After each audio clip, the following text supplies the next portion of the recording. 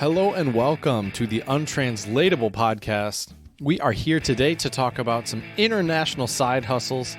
So if you are either going on an extended vacation or maybe you're even moving abroad for a short period of time, you might be wondering, how can I make a little extra change on the side? And we're here to talk about and brainstorm some different ideas here for some international side hustles, and will be a fun episode today. So we're looking forward to talk about some international side hustles and hopefully be able to get some of you and also ourselves maybe a little bit of cash flow coming in. That would always be nice. So without further ado, I'm joined by my good buddy and my co-host, Jared. What's going on, Jared?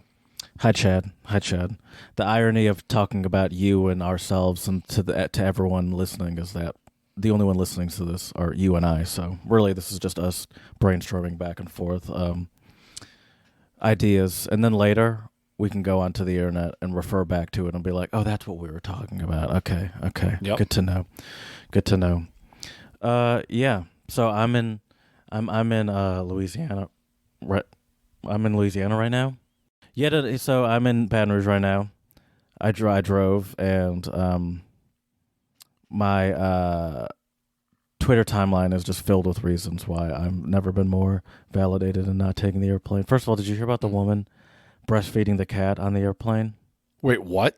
Yeah, There was a woman breastfeeding a cat on an airplane. I'm pretty sure it's real, but No way. But then I saw I'm positive it's real. It was a hairless cat too, the most creepy of all cats. Oh, that is nasty. But then I got a little confused because there was a video going around online where there was a guy trying to get a woman to stop breastfeeding a cat, and she was like, "No," and the cat was covered. Oh, you're not listening. I'm checking the breastfeeding the cat. I know. This is crazy. I know what you're checking, but I can always see the not listening in your face. So I was just gonna let you finish, and then I was gonna tell you. Go ahead. Did you find it? Continue. Yep. Continue. Okay, so I was confused because then I saw a story about how what was the story? Oh, I saw a video, of a guy trying to get a woman to stop breastfeeding a cat, and the cat was like wrapped in a blanket, and the flight attendant kept trying to get the woman to be like, can you show us what's under the blanket? She's like, no, there's nothing under the blanket. Then finally she did, and it was a cat, but it was a taxidermied cat with like stick-on gluey eyes. What? And I couldn't, those like googly eyes, and I couldn't tell if that was... That's what I was thinking of, yeah. You saw that video?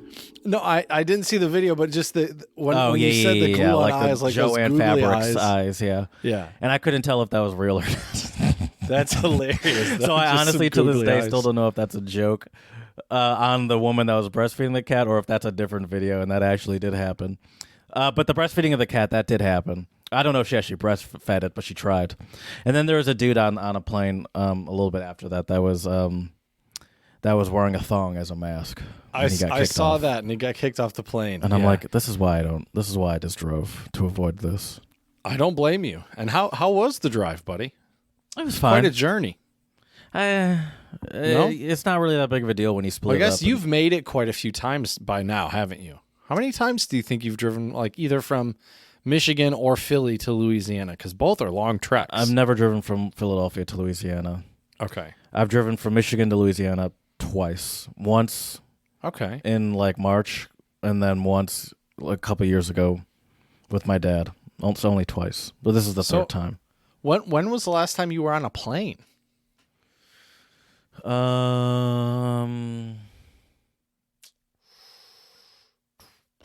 It's been a while. Probably the last time. No, not the last time. I don't know. It's been a while. 2019. Oh wow, yeah.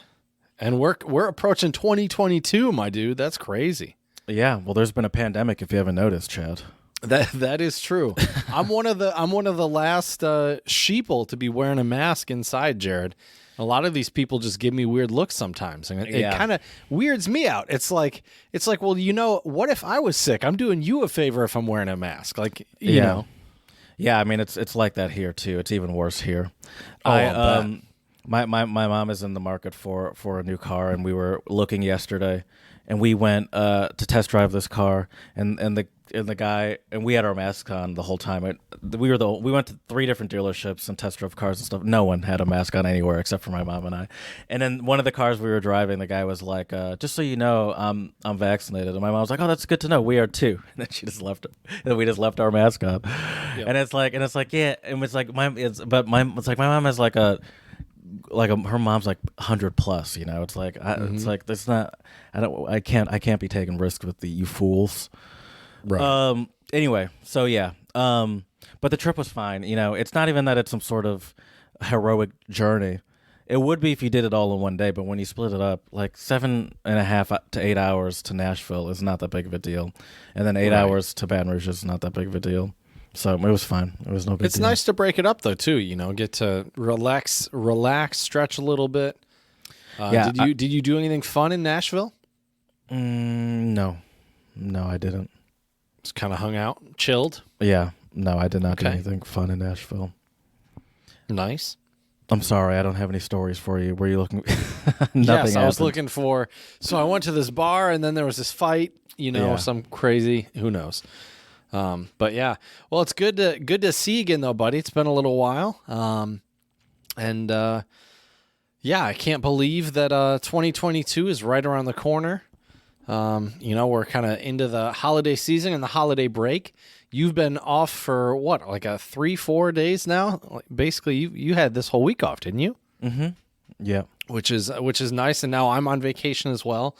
And I got to say, man, I am glad that we're getting some time to rest a little bit, relax, hang out. I'm sure. How's the weather down in Louisiana? I'm hoping it's warm and sunny for you because it is cold here in Michigan. Yeah, it's pretty great. When I first got here, it was chilly. It was like in the 40s, but on the first 2 days. But then yesterday, it was in like the mid 60s. Today, it's in the 70s. Christmas, it's supposed to be in the 80s and sunny. It's been sunny since I got here too. I actually played soccer yesterday, and I wore the wrong glasses, so I was like, "Oh, I'll just go glassesless." I don't really need them. And although now I'm afraid of getting dirt in my eye after that one time I went glassesless a couple of weeks ago and I got a giant. So I was hyper aware of kicking the ball and getting dirt in my eye. But anyway, and I could barely do it. Dude, I should have gotten you some sports glasses for Christmas. Keep the dirt out of your eyes. Yeah. Do I need to send you my prescription? Because I don't know what I'm supposed to do with those. Right. And I could barely even play without glasses on because the sun was like blasting me in the eye. And there was a good point at the period where I was like, is this normal? Or like, is this a byproduct of global warming? And am I literally being cooked right now? That's how strong. And it wasn't even hot. It was like in the mid 60s. You could just feel the sun beating down. Yeah, it was just abrasive. And I'm like, this is so weird. I was like, I feel like I'm being cooked, but I've never. I wear glasses 24/7 in their transition, so I'm generally never outside without some sort of sunglasses on. So some eye protection. So maybe this is just the first time in literally years that I've been outside without sunglasses on. Right. But I felt like my corneas were being cooked for a good bit of it, and I'm like, this is how people go blind. That's when you just have to look down at the ground, Jared, while you play soccer and just hope the ball goes into the net.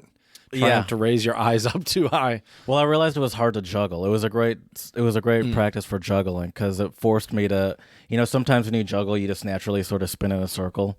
It sort of forced me to face in one direction if I actually wanted to do it. Because if I kicked the ball higher than like waist height and looked up, I'd like be blinded by the light and lose the ball in the sun.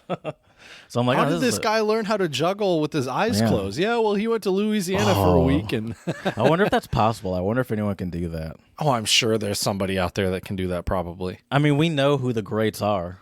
Mm-hmm. I was actually just watching some Yoga Benito yesterday. No one was doing it with their eyes closed. I bet you Ronaldinho could probably get like 10 keepy uppies with his eyes closed. 10? I would say like 4 tops. You think so? Okay. Yeah.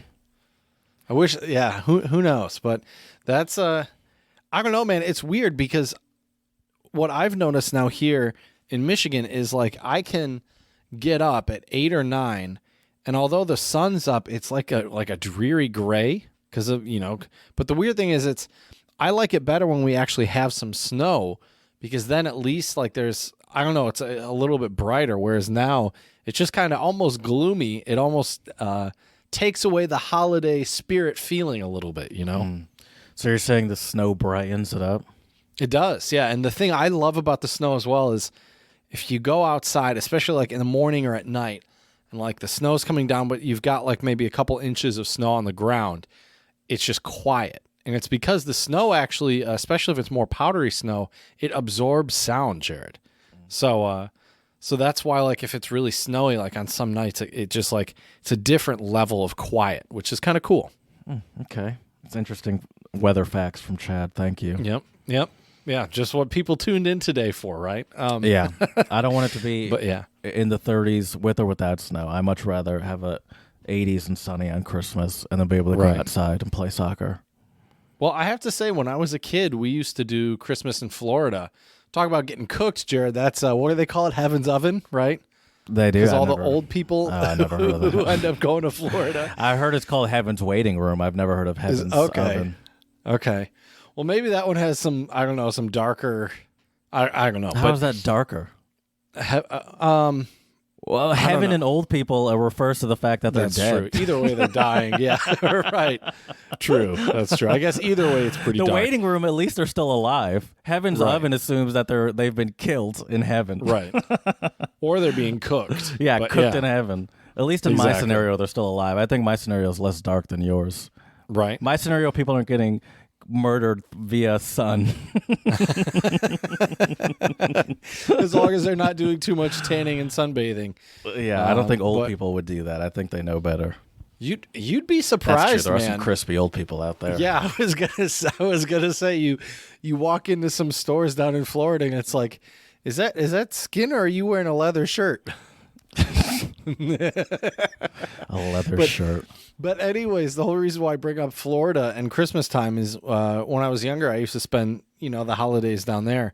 And it was kind of cool, like seeing it, obviously a fake Christmas tree in the living room. And then you could run outside and it was like 70s and warm and you could go like swimming and stuff. You can get real Christmas trees down there. I think I don't know.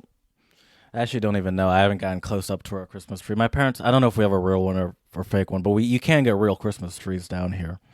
Oh, I believe it. But yeah, dude, I'm so out of the Christmas spirit. I'm so not interested in Christmas, really. Yesterday, I got here. So yesterday was, what day is it?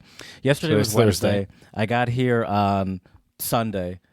So on Wednesday, I was in the like kitchen area. And I'm like, and there's living rooms like right over there, just blocked by like a wall. And I'm like, did you guys even get a Christmas tree? I'd been here for 3 days. I didn't even know if we had a Christmas tree. I'm just, I don't know.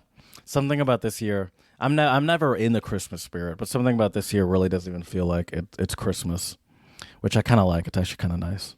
I don't know about you, Jared, but this year has kind of felt like a blur.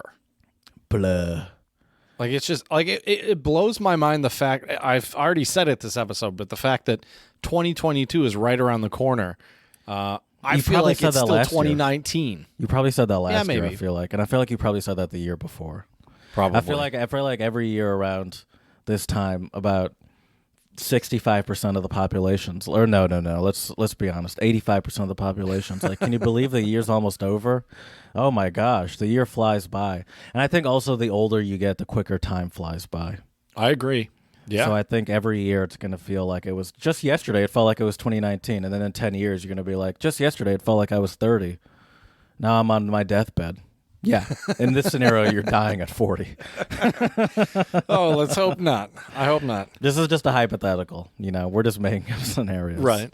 Right. Oh my gosh. Just yesterday, I was, I don't know, happy. Ain't that the truth, Jared? Once again, clearly a hypothetical. Right.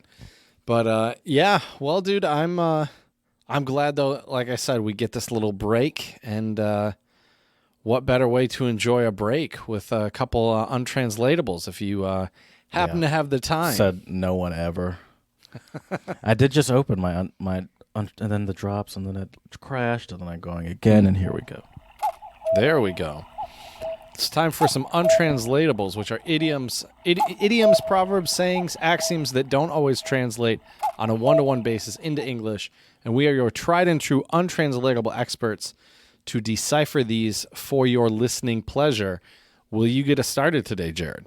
Sure. Mine are Swiss French. Il n'y a pas le feu à lac. Au lac, excuse me. The lake isn't on fire. Although I think the direct translation would actually be there is not a fire on the lake. There is not a fire on the lake. So the lake is not. That means the same thing. But I think if you literally translate it, it says it is not a fire on the lake. Okay. So is that like everything's all good? Like no worries? Yep. No need to panic. Take it easy, as Big Time Tommy would say. Okay. Nice. Take it easy. Okay. Nice. No. First take it one easy. You didn't hear me. Big Time Tommy would say, "Take it easy." Take it easy. There we go. Okay. There we go. Okay, my first one for you is my first one for you is Norwegian. Det helt patrinet. It's completely on the snout, Jared. That is completely on the snout. On the nose. So it's like obvious. I mean, that's what a snout. No, definitely not. Or something's obvious. Because that's what it would be on the. Or not. Or you got it right. You got it correct. Right. You got it exactly right. On the that's nose. not what this means. No, it's completely on the snout. Let me. It's up to you, or it's random. Now, for example, Jared, if you were like, it was 90 degrees in Louisiana the other day. The sun was beaten down, and I played soccer for 4 hours, dude. I would be like, Jared, that is completely on the snout. It was ridiculous. That's dumb. Oh, very good, dude. Word for word. Well, totally ridiculous. Very good. Yeah. I could see you doing that, though. You just have that love for the game. That would be a nice way to die. By playing soccer. My parents are like, Jared hasn't been home in like 4 hours. And then they just show up at the soccer field and I'm just laying on the ground. Flopped there. over. He died doing what he loved the most. I'd be okay with that, actually. Worst ways to die, for sure. Yeah. I was going to say it would, although it would probably be a torturous way to die, let's be honest. Another Swiss French one. Je suis déçu en bien. En bien. Je suis déçu en bien. I am the something ambiance? No, I don't know. Bien. It's bien in Spanish. Oh, good. Yeah, but it's weird because it's like I am well. The actual thing is I guess is another thing. I am well disappointed is what it means. Disappointed? I am well disappointed and not like a British person. Oh, pleasantly surprised. Oh, yeah. How'd you get that? That's pretty good. I don't know. Because we've done how many of these episodes, Jared? Because if it's like a British person, that just means I'm super disappointed. I'm well disappointed, mate. I'm well disappointed. I was on YouTube. And I saw my comments, and they said I was stupid. I was reading these Twitter. It was like these Twitter things of people trying to be British, and it was hilarious. Just like the way they spelled everything, and they spelled stupid like CHEWPID. Stupid. You think I'm stupid? I can't do it. Stupid. Stupid. Or YouTube. Yeah, they do like the tube. Tube. But it's like not tube, it's tube. Yeah, tube. It's weird. It's weird. But that's one of my favorite parts of Formula One is just the heavy amounts of British accents that I take in now. Right. Well, yeah, you've brought on some cool ones to the podcast before, too. I do have Untranslatable specifically from Formula One now. Yeah, that's pretty awesome. My last one for you today, Jared, is also Norwegian, and it is Har du røyka sokkene? Have you smoked your socks? Have you lost the plot, mate? Yes, dude. Have you gone mad? Have you lost the plot? Are you crazy? You lost your marbles? Bruv, have you lost the plot?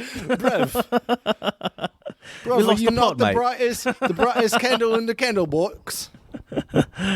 Oh, man. Yeah, I love that one, though. Have you smoked your socks?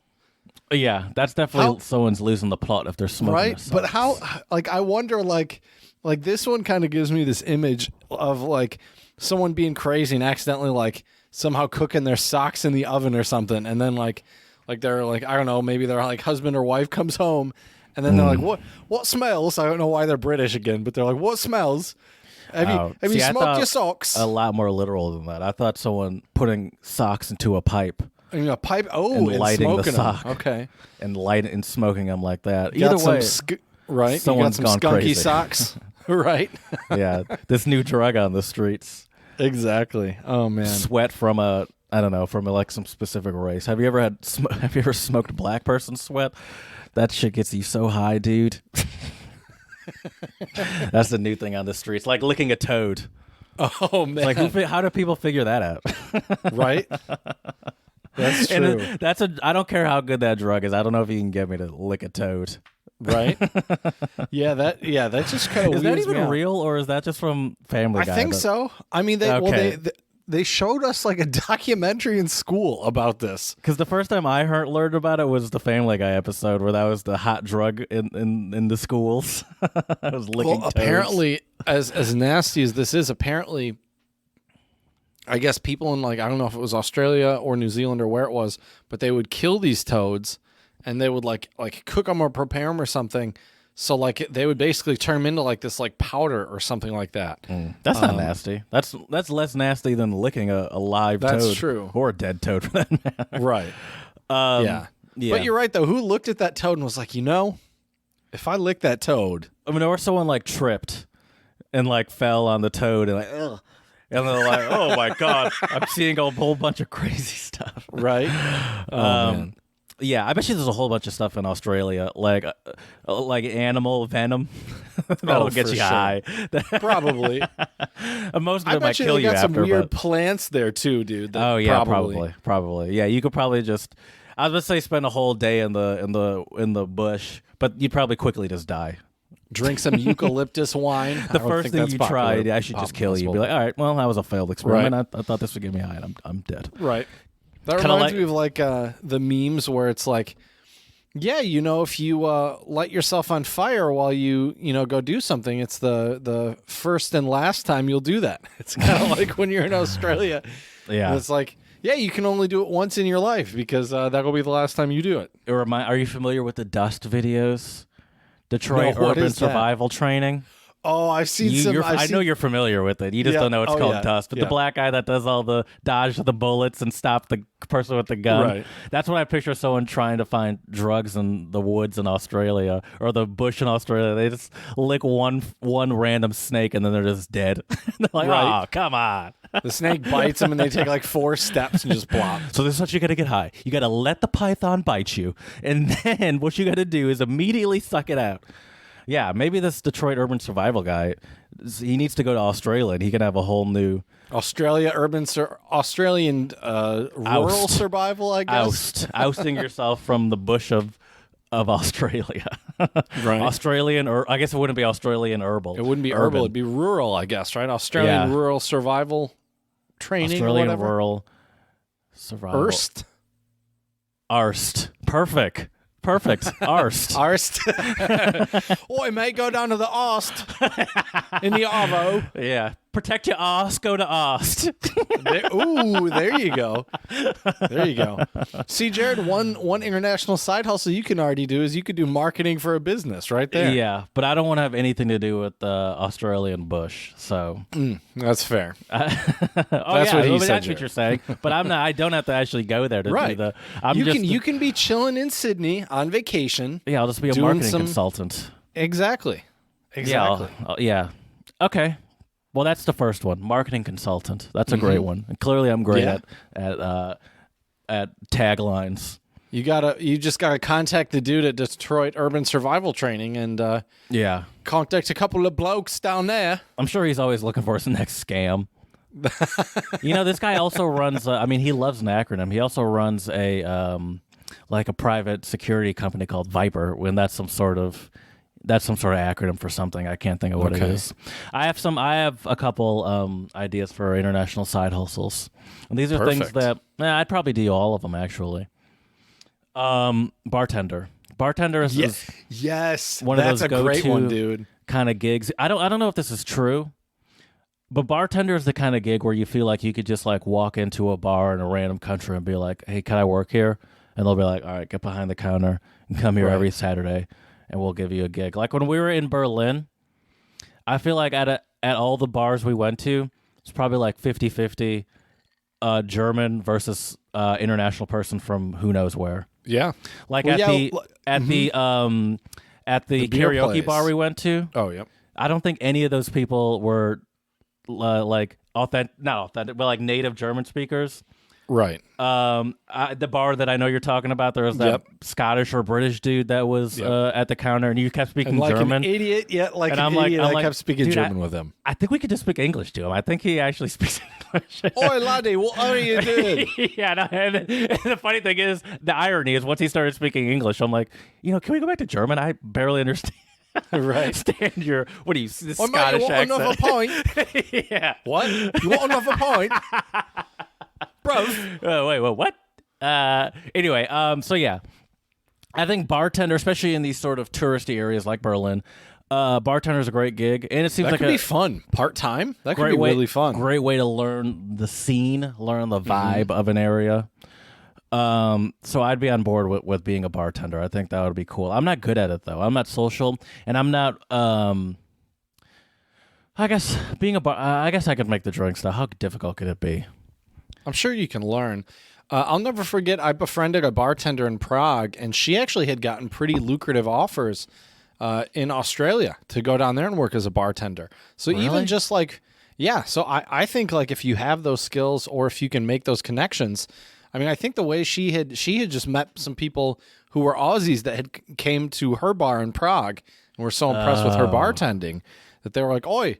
They probably didn't say "oi," but how does that work though? Like, I don't even understand, because she still has to. It's not like they're gonna like, they have like a relocation package, and she'll be they'll like help her find an apartment. Like, I don't understand how that transition would even work for a bar. Like, I understand if you're at like a corporate gig, but I don't understand what would be unless you just really want to go to Australia. I don't understand how that would even work. I think you could make it work. But I mean, you can make anything work. But that's true. But the point of this episode, though, Jared, is side hustles, and that's more. I mean, bartending is a great like side hustle. I think the key for an international side hustle is it's something that you don't have to necessarily be bound by one specific location, or it's like a job you could get in multiple different places or countries. And obviously not have to work. I mean, if you want to work full time, you can, but I think a lot of these, at least that I have my own list as well, Jared, and don't worry, it's not some random list on the internet. This is the tried and true Chad's side hustle list as well. Lists. They're my favorite. I know. But what else do you got on yours? The bartender is a great one. We mentioned marketing. What else? Speaking of marketing, social media influencer. Oh, there you go. Get yourself some followers, and then they'll get some products sent to you. You post #ad. This face cream is the best face cream I've ever used before. When I'm in Bali on the sun, this SPF 80 face cream keeps my face looking kissably smooth and prevents any aging. As you approach 30, it's important to concern yourself with these things. That's true. Just an example of why I'd be a great social media influencer. Yeah. I could picture you, Jared, on like a beach chair wearing some fancy new Adidas slides and being, an Adidas social media influencer. Come travel in style and luxury with the new Adidas slides 2.0. 2.0. Oh, dude, I bought some new football boots the other day. Oh, nice. And I actually got them sent here. I think they're going to get here tomorrow. Oh, there you go. So that's exciting. I tried to go for the they were like 40% off, and nice. And I've always wanted to try the laceless kind. Oh, cool. Yeah. So I got some of those coming in. All right. Let me know how you like those. The laceless ones are cool. I consider going a different kind, and I'm like, nah, I'm going to still go you can't. You got to stay true to yourself, Jared. Go with what I know. I'll let you know. I'm curious to know how they like fit on your feet. It feels more comfortable, but I need to make sure they're tight enough. They still need to be tight enough. Yeah, that makes sense. But I'm like, 40% off. I'll try them out for that. Anyway, so social media influencer is a good one, and and then you could leverage your travel locations as as part of like what you're selling. Oh, for sure. There's a lot I think you can do with social media and travel, international stuff. One thing kind of related to that as well is some people out there, especially if they're a social media influencer, you could also do even like ads for or like pictures of like fancy resorts or different scenic places and get some money that way, which I think is pretty cool. I saw a video from him years ago, and he got to fly in one of those like I don't know if it was the UAE airline or Qantas, one of those fancy international Emirates airlines. taking a nap in your private thingy. Yeah, but he essentially got to ride on one of those for free, which is like tens of thousands of dollars. And I'm pretty sure he just like flew somewhere and flew back. So yeah, you could do something like that. Do you think you have it in you to be to be a social media influencer? Probably not. No. Okay, good. I would have to hire someone to run my social media. You don't even know how to use take a picture. Exactly. That's why I would need to hire somebody to manage my social media. But the thing is, to even get to a level where you could hire someone, you'd have to start it on your own. Yep. True. I mean, I know a couple of people who are like kind of, social media or YouTubers. And do you? Yeah. I know a couple of YouTubers. One's in Germany. One of them, believe it or not, is in China. You're not talking about Zach P, are you? No, I'm talking about she's actually Chinese. Okay. Does like a kind of language channel on YouTube. Met at like a teaching conference. I guess we both do. We know Amarantz. Oh, that's true too. Yeah. Yeah, she's definitely a social media influencer, I would say. Yeah. So yeah, but yeah, you need a team. And one of the social media influencers I know has like 3 or 4 cameramen basically follow him everywhere. Ugh, that sounds awful. Yeah, I agree. So I wouldn't really want to do that, but I think it would be cool to be able to take like photography. There are some people out there who also will take pictures and sell them on the internet. And some people even sell like canvas prints and stuff of their pictures. Yeah, you could sell NFTs. Honestly, you don't need. You probably don't have to be a good photographer. You could. Your unique style. You take a picture and you pixelate it for an NFT. Yeah, your unique style of NFT is not even knowing how to use an iPhone camera. There we go. So the fact that nothing is in focus is sort of your artistic motif. And they're like, wow. He's like, my style. And people will start saying, yeah, he purposely started not focusing, and really you just don't know how to use the camera. But now everyone's like has all these theories about your photography genius. You don't even understand, man. or do one that's kind of like all of Eminem's selfies where they're like awkwardly pointed upwards. Like Eminem is another person that seems like he has no idea how to use take a picture. He seems like the kind of person you'd be FaceTiming and you'd be like, yeah, look at this. He's like, I'm looking at your shoulder. Oh yeah, sorry. Yep. Now you can see it. Now I'm looking at your toes. Yeah. Oh, for sure. All right, here's another one for me. Here I have a couple more. I have 3 more. This one I don't know if I'd be into, but you could do it, and you don't even need a car. But you do need some form of transportation, ideally.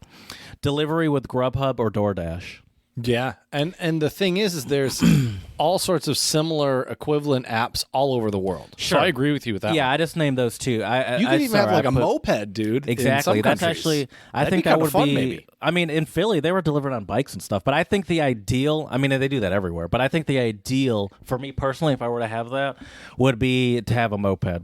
Car, if you're traveling, most likely a car is going to be too much money and responsibility. And a bike, I don't want to do that. That's a little too much work. Why do I picture you though, Jared? You're like, Chad, I'm moving to Salzburg. I'm going to work as a Grubhub delivery driver, and you're on this dope mountain bike with your Grubhub mountain biker gear going around Salzburg. Well, Salzburg's different. Salzburg's not a big enough city, really. I mean, Salzburg is a different. Like I'm thinking of like big cities. Right. Or even like Salzburg's not even a medium-sized city, really. It's kind of just like a small it's city. Small. It's like a ski town. Mm-hmm. So that would be an interesting one. That one I could probably just walk from the restaurant Berlin. to the resorts. Yeah. Then I'd probably want to go moped. Okay. I think that's a little too big for a bike. I don't want to go bike. That's too much work. Yeah, I don't blame you. I'm a sweater too. I don't want to just be like profusely your legs sweating. Would be gigantic. I'd I be feel ripped, like after bro. Like, yeah, I would be in great for shape. Sure. I would be in great shape. Keep have up to with drink cars. like 2 gallons of water, right? Oh, for sure, dude. You're passing cars in the city, driving like, in and out of them. What the hell? I'm looking at this. I'm going 35. Or if you're like in like Germany, you're passing the trains or like going the same speed as the trains, and then you turn off one way, right? Yeah, this person's passed faster than public transportation. Well, another cool one, kind of related to the delivering with DoorDash. I think it'd be kind of fun maybe to be like an Uber or a Lyft driver, especially if you're like in a foreign country. Can you imagine get to drive around maybe some like kind of cool, more scenic places? And with something like that, you can kind of set your hours as well. So you have a car in the situation. Yeah, obviously you need a vehicle. I think some countries, though, too, if you have a moped or a scooter, you can have somebody hop on with you. And you can, I guess so. Give them a ride somewhere. That sounds like a nightmare. But yeah, you probably could do that. Right. I don't trust people on my back like that. You never know. I don't think you'd even trust me on your back like that, Jared. You wouldn't trust me. I couldn't imagine you getting on a moped, or a motorcycle for that matter. You seem like. You don't like it when I say you're afraid. But you seem like you'd be afraid to get on a motorcycle or a moped. Not a moped. Motorcycle, definitely have a healthy level of fear for those things because they can be powerful. That's true. So what if you're on the same streets that you'd be on a moped as a motorcycle? You still wouldn't want to be on the motorcycle? I mean, if I the problem is I don't know how to drive one. I think a moped. I mean, if you're on the back of someone. Still, yeah, not a fan. I don't know. I'd much rather be in a car. Sure. No, me too. All right, here's another one that I think is better for you than me. Busking. Okay. Busking. Oh yes, dude. Yes, that's one that I had on my list as well. Have you ever busked before? I have actually in the U.S. a couple of times. Haven't made very much money. Where'd you do it? But, Ann Arbor? Yep. Okay. Ann Arbor. Actually, Ypsi a couple times as well. I can't know. You didn't make much money busking in Ypsi? I'm shocked. I know, right? Hard to believe. But yeah, I mean, I remember there were a couple street musicians I saw quite a bit when we were in Vienna, also in the Czech Republic. It was funny. Whenever I would come back to Prague, there was like this group of like 4 dudes that would play jazz, but on kind of unorthodox instruments. Yeah. Like one of them had like it's like a washboard thing, and he like played drums or kept rhythm with like a washboard, which is more like an old-timey American music thing, actually. Yeah. Or at least I think. But yeah. So busking is a cool one, Jared. The only thing with busking is you have to, because I thought about it actually when I was in China, because there was a couple like nice little spots where I think I could have definitely. Busk in China? So here's the thing with China: you need a special permit. Okay, you need a special permit. So I'm glad I didn't busk because you might have. I think you actually. I might have texted you and been like, "Yeah, Jared, I can't do our podcast because I'm in jail right now for busking." I think there are a number of places in the U.S. where people busk where you also need a special permit, but the risk seems a lot higher to be a American in China busking without a permit than being like in Seattle at Pike Place Market busking without a permit. The risk seems a lot lower for some reason. Right. When you're on home territory. Yeah, I agree with you. Right. Yeah, I agree with you big time. What sort of music would you play to busk? What would be I assume you weren't by yourself. You were with bandmates.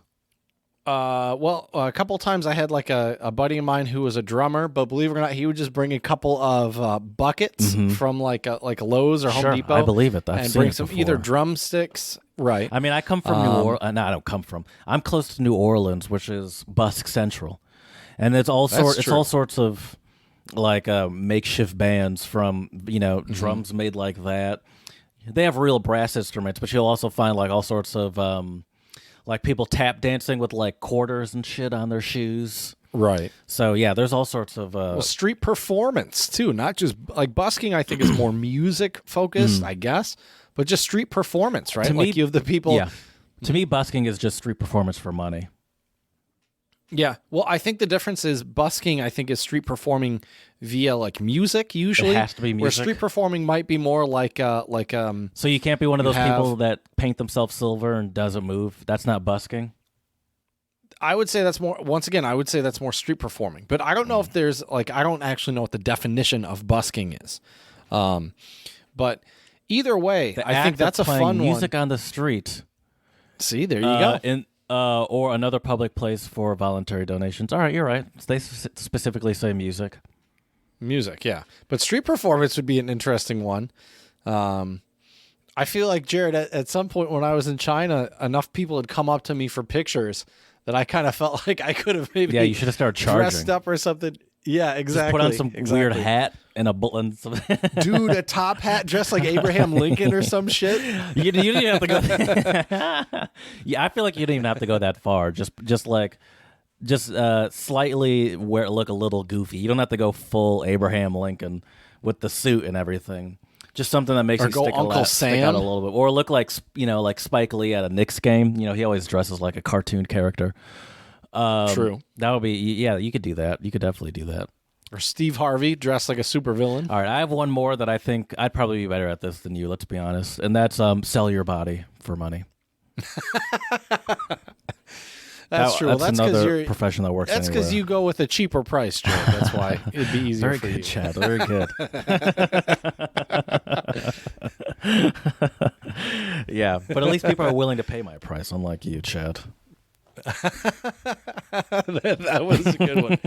That one, though, I mean, thankfully, Jared, for you, there's lots of places in Europe where you could do that legally. Yeah, but I don't know if you could just do it legally as a tourist. Like, I don't know if I could do it legally. I don't know. Yeah, I don't know what the laws are. Yeah, I don't know. I'm not talking about doing this.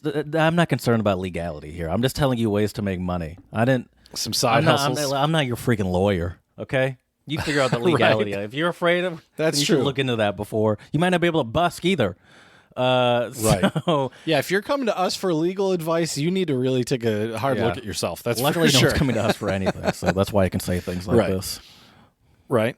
But a couple that I have on my list, Jared, and a few of these I thought about a little bit myself, but I also wasn't so sure about the legality, which is why I didn't do it. But if you are living in a place, especially if you're staying for an extended period of time, like a couple of months, maybe even half a year or a year, you could also, like I stayed in, you visited me, Jared, I stayed in that really nice 2-bedroom apartment in Chomutov. Mm-hmm. I theoretically could have rented a room out, either like on the weekends for Airbnb. The legality, that definitely seems shady. Right. Well, I know some, like in Prague, I had a couple Airbnbs I stayed at where they were owned by expats, actually. I don't know if they were renting them or how it worked, but I didn't ask. It was like $30 a night, and it was a comfy bed, so I was like, I'm cool with that.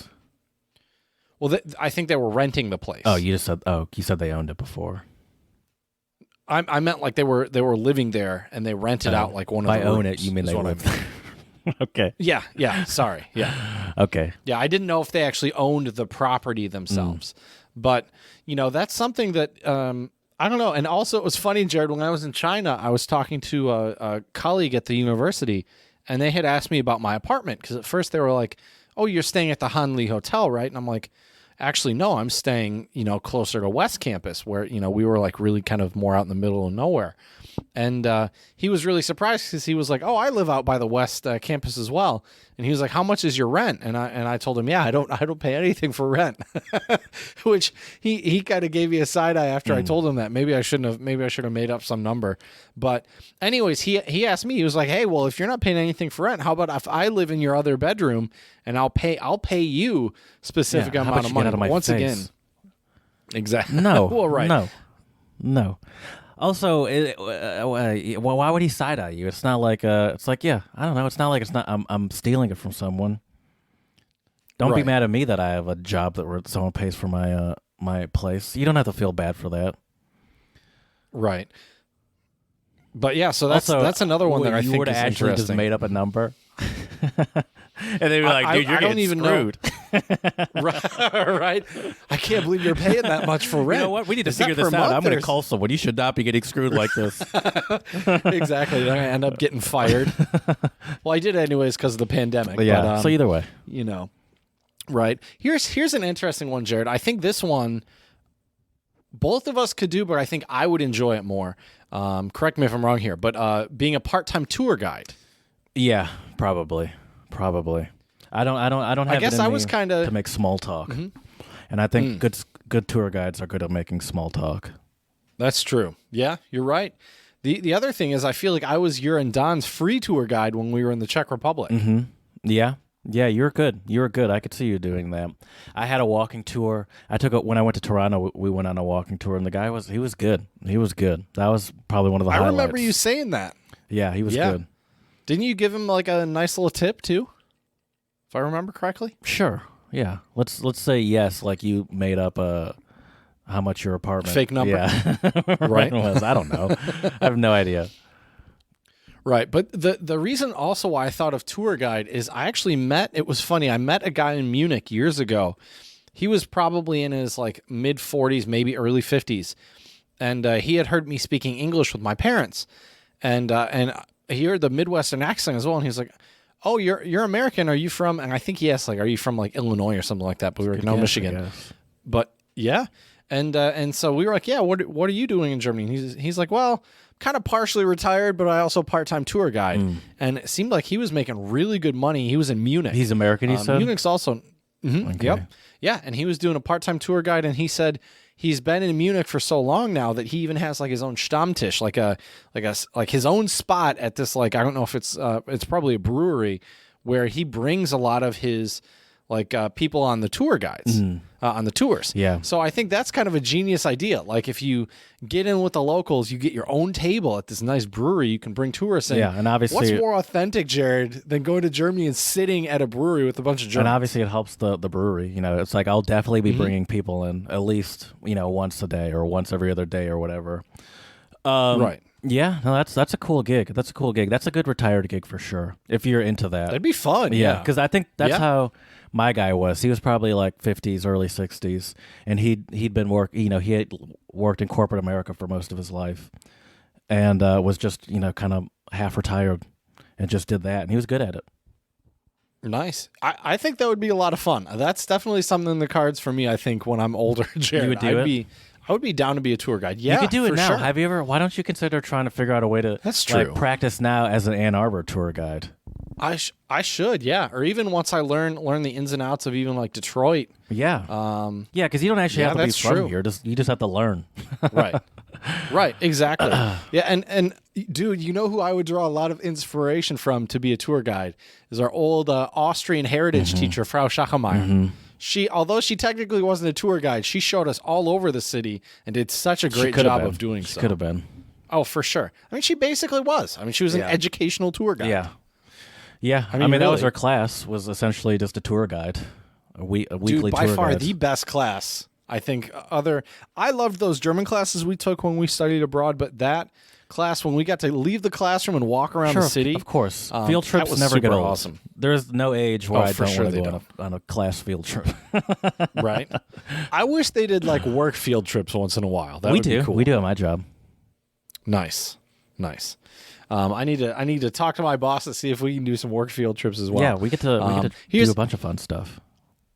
Yeah, that's awesome. Another one, Jared, so we talked about tour guide. Another one that I got, and this idea actually came from a coworker of mine. I had asked her for some tips of some different places around Michigan to visit, especially for like wineries and stuff, but do like a tour planner, and you could offer like tour planning packages. Now, what that means, that can be done in a variety of ways. Either like people can buy them on like a website, or also via social media, I guess, or that would be a way to advertise it. But like, can you imagine like how fun it might be to like you plan like maybe like a winery tour in like Tuscany, right? So like 2 or 3 different wineries, and it's like, all right, we're gonna get either some transportation, either hire a driver, or maybe if this is like a tour company. They have their own vans, and then, you take these people to different wineries and you get to plan out what wineries and stuff like that. I think a tour planner would be kind of a fun, and that could be probably also a full-time job for sure, but also maybe a side hustle type of gig. Sure. Yeah. I think that would be a lot of fun. Here's one that I thought of for a little while, Jared, especially when I was in the Czech Republic, was translation work.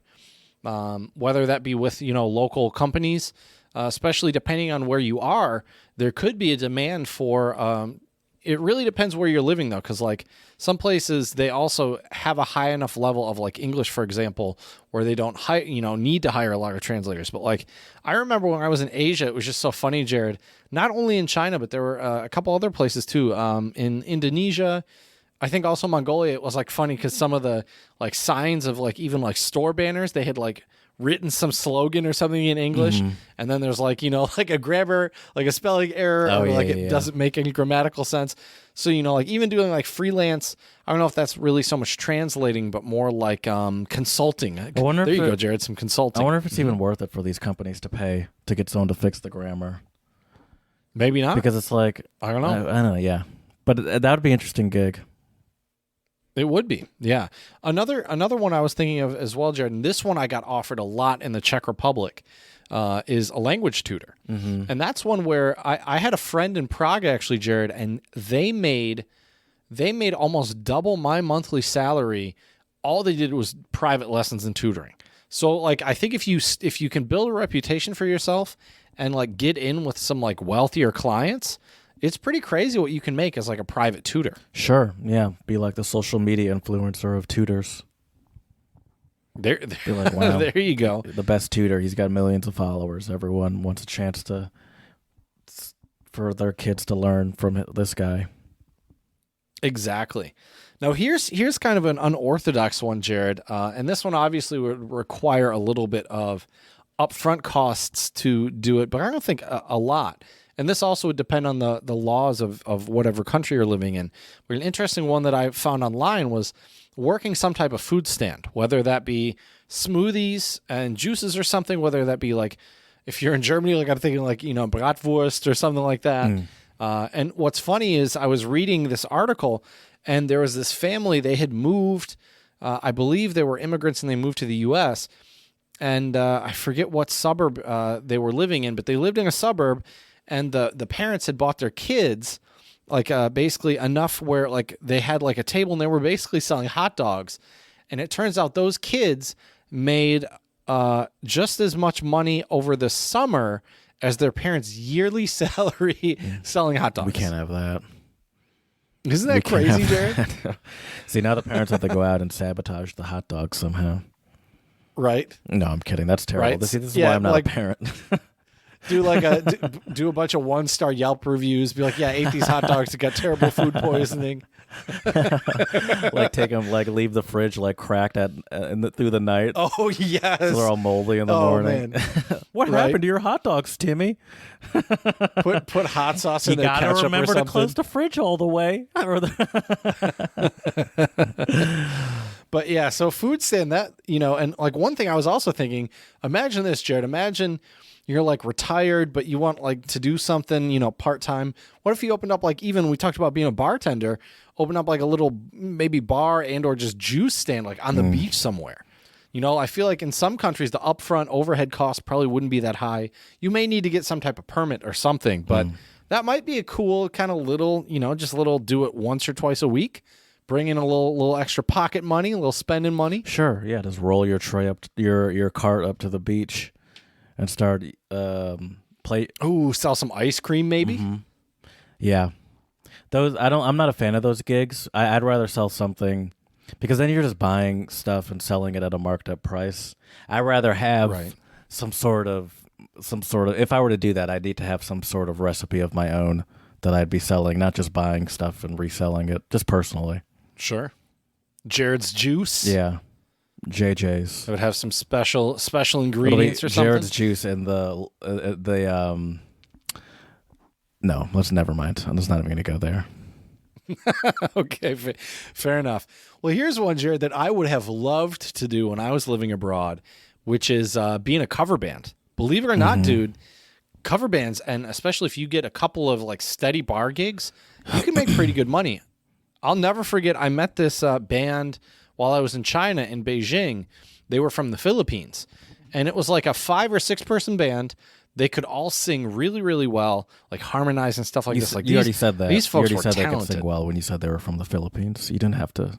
You didn't. Oh, that's true. That is true. You didn't have to repeat it. And right. And so anyways, like that, I feel like that would be a really fun way to make some money. And the interesting thing is, cover bands can actually make a really decent chunk of change because a lot of bars and different events like to hire cover bands because it's music that people are familiar with, right? Like you're not taking as big of a risk than hiring some independent artist where, maybe you've never heard their music or something like that. And so I had a friend in the Czech Republic, Hinek, we called him Hingus Young because he played in an AC/DC cover band, and he played the role of Angus Young, the lead guitar player. And they went all over the Czech Republic playing in like different like breweries and corporate events. And Hinek had some crazy stories about like playing in this cover band. And I feel like that would be such a fun way to like make some money, make some crazy memories while you're living abroad. Yeah, meet some cover band groupies. Right. Some 40-year-old ladies who are like, this reminds me of high school. Great value groupies. It's like the the no-name brand groupies. The Walmart of groupies. Yeah. For sure. We don't want to get the Nabisco, but we got the great value. Exactly. For some reason, for you. I don't like cover bands. I don't know what it is. I know someone that used to be in a cover band, and I don't know why it was just sort of funny to me to watch. I don't know why. And they mostly did like top 40 or stuff. But I was like, it feels corny to me. I don't know why it feels corny to me because there's nothing wrong with being a cover band. Let me ask you this, Jared. Let me ask you this. So which do you think is cornier? Like a band that does like top 40s or a band that's like we're going to be a Queen cover band or a Beatles Definitely cover the top band? 40. Top 40 is corny. Because just listening to like, I don't know, it's just like listening to random radio hits is... Sweet Caroline. Yeah, luckily they didn't do that. Like that? No, but like from our day. So from like I don't know, some hot Green Day song, some hot like Eminem song, something like that. Like still... Lose Yourself? Yeah, something like that. You forgot about Dre, Right. Where they're just playing like hits from like millennial hits, kind of those kind of things. It doesn't really do anything for me. I'd be more into like a specific bands. It's more interesting to me, I guess. But I don't know. I'm not a huge cover band person. I'd rather have a band play stuff and take the risk, and I take the risk of like, how are they as a band? But just personally, I don't have any problems with cover bands. I get it. I get why people like it. It's just not my thing. So now let me ask you this, Jared. If you were abroad, would you rather... If I was abroad... watch a busker... I'd say woman. You can call me woman, but sure. If you were in a different country, Jared. If you're in a different country, or if you were a lady... Yeah. Sorry, I've been listening to Bill Burr a lot lately. If you were in a different country, Jared, a foreign country, would you rather watch a busker or go to a cover band concert? Probably a cover band because I'd be in a bar. Probably I don't. If I'm watching a busker, I'm just standing in the street. Ooh, a busker though, you could BYOB, go to one of the corner kiosks and get whatever you want. Yeah, I'm gonna stick with bar. I don't want as much as I enjoy watching someone perform in the street with a brown paper bag surrounded around a 40. I'd rather just sit in a bar. Probably. You're not in America, Jared. You don't have to hide your alcoholism. Right. Still, I'd rather just sit. I'd rather have a chair as well and just sit in the bar. Yeah, that would be. I think that'd be fun. Yeah, to check out and I don't know, with a cover band, you could meet a lot of different people. I think there's a lot of upside to that one. What are your thoughts on doing? This is kind of an interesting one, but. Kind of like flipping, basically. So, for example, when you and I were in Austria, Jared, the Naschmarkt, which is a really, really cool market in Vienna, in the 4th district, they have that flea market on Saturdays, right? Mm-hmm. What would your thoughts be going once in a while to the flea market on Saturday, buying some cool stuff, and then trying to resell it either... I don't know if they have Facebook Marketplace in Europe, but using some type of, Facebook Marketplace, Craigslist, eBay, whatever. Facebook. Yeah, but when I was in Czech Republic, my Facebook Marketplace got disabled. Yeah, but that's because it specifies it thinks you're in the U.S. And so I think it's because it thinks you should be in the U.S. and you're not. Because I think I had a problem with that recently, actually. Anyway, it doesn't matter. I think they do have marketplace though, but I think you have to change your Facebook somehow to be like Facebook Czech Your Republic location? or something like that, like in your settings. Right. And then I can't read my Facebook with pirate English, Jared. I think why am I on Facebook in I think I general? did have that issue because I was looking up something on Facebook. It was like a link but it was something that someone posted something on Reddit, and it was a Canadian person, and it said you have to change your Facebook to Facebook Canada, and I was like, okay, and it took me forever. Because then a couple weeks later, whenever I went to use Marketplace, and it took me forever to figure out how to change it back to the U.S. because it wouldn't show anything. Anyway, so I think they do have Marketplace there. I mean, I understand why people would do that. That doesn't have any appeal to me. That's also I need more money than that. That's not going to bring in the amount of money I require. That's not for my standard of living. Flipping knickknacks is not going to cut it. That's fair. So for you, Jared, what about maybe, you know a lot about cars. What about if you moved abroad and flipped some nice cars? Yeah, I mean, I'd have to have enough money to buy one. Or am I like the guy on Craigslist that started with like a Pokemon card and ended up with a Porsche or whatever? Exactly. Started with a paper clip and you end with a house. Yeah, exactly. No, I think buying cars in other countries. I think the U.S. might be one of the easier countries to buy cars in. Probably. No, that's too much. Also, flipping cars is not a great way to make money. Right. Yeah, it can be a lot of work. But dude, it's crazy. Speaking of like all sorts of different types of cars, I'll never forget when I was in Mongolia, they had a bunch of cars that had the steering wheel on the left side like we do in the U.S., but then a bunch on the right side as well. What side do they drive and in on? Mongolia, you can buy both. Mongolia, they drive the same side as we do, so on the right side. Yeah. Right? We're on the right side, right? Yeah. I think so. But yeah. Yeah, there seems like there should be some dude, standardization there. That seems like a disaster. Well, I think so. It's because they get cars from Japan, but also can get cars from other places. And I think in Japan, don't they drive on the left side of the road? Yeah. I imagine their supply chain is not great for getting stuff. Right. Yeah. Do you have anything else, Chad? Well, I do want to ask you, Jared. So we've talked about quite a few different international side hustles. What would be your number one choice if you either traveled abroad for a long period of time or like maybe even moved abroad? What if you were like, you know what, I want to do a side hustle? What would you choose? Sell my body. I think I'd be good at it. Okay. You're going to get the most rate of return on that, you think? Yeah, it's flexible hours. Yeah, that would be my go-to. Okay. All right. I think I'd go with tour guide maybe tutor. Also, as I said, I think it would be kind of cool to be like a driver for a little while. The good thing about driver's hard because then you're Mm-hmm. involved. Oh, or maybe I do something. I can consider delivery as well. I could get a moped, but once we start getting into car territory, I'm not interested in the car. Okay. If I'm traveling somewhere internationally, I'm not really interested in a car. So I would say second would be the delivery because then I'd still have the moped, which I could use for practicality. But if I'm selling my body, I'm sure I could afford a moped. So maybe just after your first weekend of work, I think the good thing about have a nice moped. I think the good thing about the side hustles is you don't have to have one. So like you could easily tutor and tour guide. I could sell my body at night, deliver during the day, vice versa. Or vice versa, right? Depending on how I feel. Exactly. And then once you get enough following while you're working as a gigolo, you can become a social media influencer. That's true. For all the nice upscale hotels you and see, that's how you grow the business. Then it'll be like the OnlyFans and all that stuff. So yeah, exactly. That's how you grow the business. Jart, Herr Blackshoft? Yeah, exactly. I already have the name. I forgot about that. There you go. Perfect. Yeah. I don't know, man. Like, I kind of wish, like in hindsight, though, or maybe it's just wishful thinking, I don't know. But like the times when I was living abroad, I think if I really would have put more effort forth, I probably could have had a couple healthy little side hustles there. Oh, dude, you know what's a funny one is, and this happens, I think, a lot for people who move, especially to like certain countries in Asia, working as a model.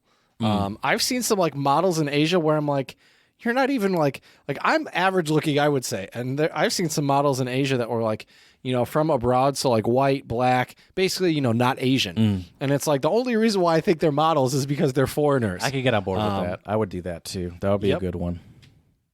Yeah. Like I had a German friend actually, like she would get booked to like fly to like Spain and like France and Portugal, and they would obviously, all expenses paid, she'd fly in for like a weekend or a couple of days, do like a photo shoot for like 4 or 5 hours, and probably makeup was maybe an hour or two, and then like I think she would usually net anywhere from like 6 to like over €1,000, and that's just like a couple days over the weekend. Yeah, I love that. And then the validation that would be sweet. that I'm attractive. Those two things, that's almost sure. even worth more than the money. I'd love for people to think I'm attractive. Right? I don't care how much you pay me after that. I'm getting paid in validation. But this is why we do a podcast, Jared, and not yearly calendars of you and I with our shirts off. Yeah. Also, if I'm trying to get paid in validation, this podcast is not cutting it. Yeah, well, at least there's lots of listeners from different countries. I think that is kind of cool. Listen to our show podcast? you kind of our international. Oh, interesting. Where did you learn that piece of information? If you look on Podbean, historically speaking. Oh, you just mean since we started doing it. Oh, yeah. I see. I gotcha. Yep. But yeah. Well, Jared, I think this has been a productive discussion about international side hustles. If you or I move abroad or travel abroad for a long period of time, we'll know what to do, I think. And we can go back and re-listen to this episode. So I appreciate it, and it was a good one. And if any of you folks out there have any other international side hustles for Jared or I, let us know at untranslatablepodcast@gmail.com. Check us out on Instagram and YouTube, Untranslatable Podcast. And also slide into those DMs on Twitter, Untranslatable1, the number 1. And lastly, please, 5-star reviews on iTunes. Let us know how we can make this podcast better for you. So as we say here at the Untranslatable Podcast, Dziękujemy, muchas gracias, shisha, and do svidania.